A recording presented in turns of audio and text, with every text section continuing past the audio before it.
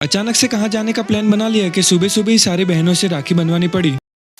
सबसे पहले आप सभी को मेरे और मेरे परिवार की तरफ से रक्षाबंधन की हार्दिक शुभकामनाएं। तो मैं कुर्ता पैजामा पहनकर रेडी हो जाता हूँ अपनी जेब ढीली करवाने के लिए, सॉरी राखी बंधवाने के लिए। फिर दीदी जी मेरी आरती उतार कर और चंदन लगा कर मेरे कलाइयों में राखी बांध देती हैं। अब बारी आ जाती है दीदी को कुछ भेंट देने के लिए। भेंट में दीदी को अपने जेब की औकात के हिसाब से पूरे के पूरे 501 रुपए दे देता हूँ। अब राखी बंधवाने की बारी भोलू की आ जाती है। भोलू भी राखी बंधवा कर हम तीनों चल देते हैं बड़े पापा जी के घर। बड़े पापा जी के घर पहुंच के देखा तो यहाँ बड़ी मम्मी जी और पतलू मिलकर दोनों रसगुल्ले बना रही थी, जो आज मेरे नसीब में नहीं थे क्योंकि मुझे मोटू पतलू से फटाफट राखी बंधवा कर बुआ जी के घर जाना था। और इसे देखिए, जब भी मैं अपने बड़े पापा जी के घर आता हूँ यह मुझे फोन में ही गुस्सा दिखाई देता है। फिर मैं मोटू और पतलू से राखी बंधवा लेता हूँ। मोटू पतलू से राखी बंधवा कर हम पहुंच जाते हैं बुआ जी के घर। बुआ जी के घर पहुंचने के बाद दीदी जी भैया जी को, हर्षित को और क्यूट से भतीजे को राखी बांध देती हैं। फिर मैं, भैया जी और उनके दो साले साहब चल देते हैं सफर की ओर। हम कहाँ जा रहे हैं वो वीडियो के अंत तक बने रहना, आपको मालूम ही चल जाएगा। थम्सअप और सुंदर नजारों का एंजॉय करते करते हम पहुंच जाते हैं चाय और गाठिया खाने के लिए। रास्ते में इन फैमिली को देखकर मुझे अपने बचपन की याद आ गई, क्योंकि हम भी इसी तरह बचपन में बाइक में बैठकर घूमने जाया करते थे। फिर हम पहुंच जाते हैं एक आश्रम में रात में रुकने के लिए व्यवस्था ढूंढने के लिए। कार को वही आश्रम में छोड़कर टुक टुक में होकर सवार हम पहुंच जाते हैं 12 ज्योतिर्लिंग में से सबसे पहले ज्योतिर्लिंग सोमनाथ जी के मंदिर। सोमनाथ जी के दर्शन करते करते काफी रात पड़ गई थी और भूख के मारे पेट में दरारें आ गई थी, इसलिए हम आ जाते हैं अनलिमिटेड काठियावाड़ी खाना खाने के लिए। आज के लिए बस इतना ही। वीडियो अच्छी लगी हो तो लाइक कर देना और ऐसे मजेदार व्लॉग्स देखने के लिए चैनल को सब्सक्राइब कर देना। मिलते हैं नेक्स्ट वीडियो में, तब तक के लिए हर हर महादेव।